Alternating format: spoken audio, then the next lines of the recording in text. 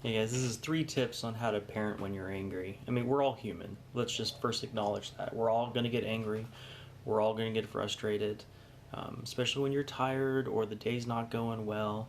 So, just first off, forgive yourself. We're all going to get into those bad states. The question is, when we recognize that we're in a bad state, what do we do? And that's really the most important question. It's not that we got into a bad state, it's that how do we get out of it without making the situation worse? And that's where these 3 tips come from. So, one of the things that I always love is getting down to their level. With the height difference, that's pretty scary to a small baby or a small kid or even teenager, right? When we get on their level, then now we're more equal. And when we're equal, they're more willing to listen rather than an authoritarian, just spewing stuff at them. Getting on their same level, then the information can be received that much better. So first, take 3 big deep breaths with them when you get down onto their level. So first get on their level and then ask them, with yourself and them, take 3 nice big deep breaths all the way in. And if you make the motions too, I find that helps. So big deep breath and then out. This does one of 2 things. Calms you down, but it also calms them down.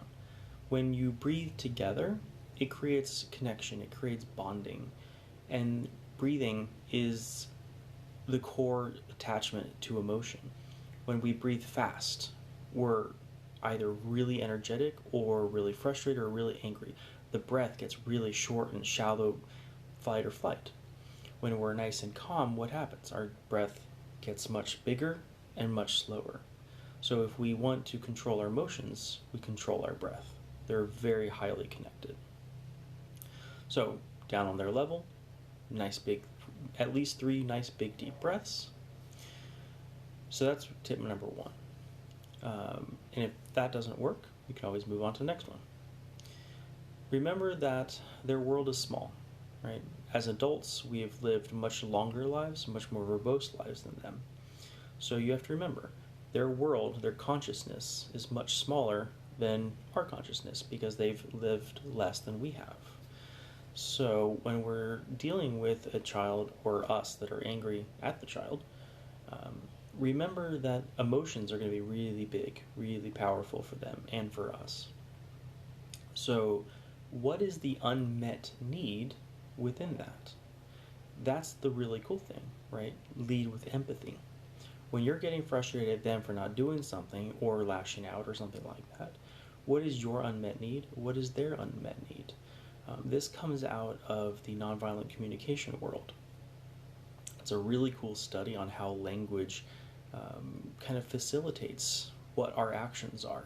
Words have tremendous power, either for good or for ill. So when we're experiencing those negative feelings, those negative emotions, what is that unmet need that isn't being communicated? So as a parent, when we're getting frustrated, we have to lead with that empathy and forgiveness for ourselves for getting into that state and for the child for creating that scenario. So what is the child's unmet need? What are they trying to do? Is it trying to get your attention? Is they're trying to be hungry and therefore doing something? Or maybe tired and then doing something? So if we can lead with that empathy, that will automatically calm us down. It's not them doing something to us. It is that they have some unmet need, and we go, okay, it's not really about me, it's about them. So what need can we fulfill for that child? And then number 3 is do a quick round of tapping. And this is something I love as a coach, as a parent, as a father. It is so incredibly powerful. The body stores energy, and that can store negative or positive. So when we're in one of those states, and it just kind of builds up, and one way to release it is by doing meridian tapping. Meridians are the lines within the body, comes out of the ancient Chinese medicine of acupuncture, but without needles, right? We just do finger tapping. But it does the same effect, which is really cool. So one of the quick things we can do is one of the 2 main lines is coming from the top of the head and in between the collarbone. Those are the 2 points. So usually I just take like 2 fingers You can tap right on there, right on the crown of the head, and then right between the collarbones, right up, so you can find those two notches, and then like right above it, so like right about there. And you can really go anywhere within that line. We just find that that point works better.